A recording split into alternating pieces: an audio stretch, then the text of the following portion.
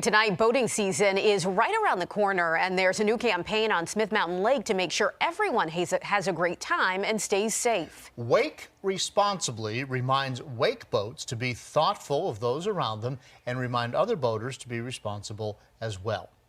10 News reporter Shane Dwyer is with us here tonight. He's been looking into this, been out on the lake a little bit. Shane, what's this all about? John and Brittany, you know, this topic is sort of a lightning rod on Smith Mountain Lake right now. It's a very divisive issue between people that are wake boaters and people that are not wake boaters. It's an incredibly popular sport. Wake boats, which tow people behind them, like you see right there, create a wake on either side of the boat. That allows the boarder behind them to do tricks like that. These are just some of the videos that people shared with me on social media. The problem is when those waves go across the water and sometimes into other boats or other people's docks. So they're reminding everyone, wake boater or not, to be good citizens of the water this summer.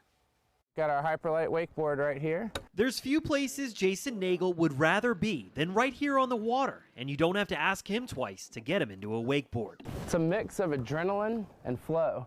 It's a lot of fun. It can be really, really exciting. Wake sports continue to boom at Smith Mountain Lake. It's partly why Nagel started his rental business. And wake surfing, which is growing the fastest, is turning lake fun into a lake sore spot. We'd rather self-regulate because we also look at it that when you self-regulate, you're going to gain respect from the other side. Whereas if you're just following a rule, anybody can follow a rule. He's talking about the new Wake Responsibly campaign. That'd be all for you? Yeah. Chris Bechtler runs Crazy Horse Marina. He wakeboards too, and he's on the Smith Mountain Lake Water Safety Council, which is pushing the voluntary program. We're trying to get the word out to just think about others when you're out there wakeboarding and even just cruising around the lake in a cruiser. Anybody throws a wake.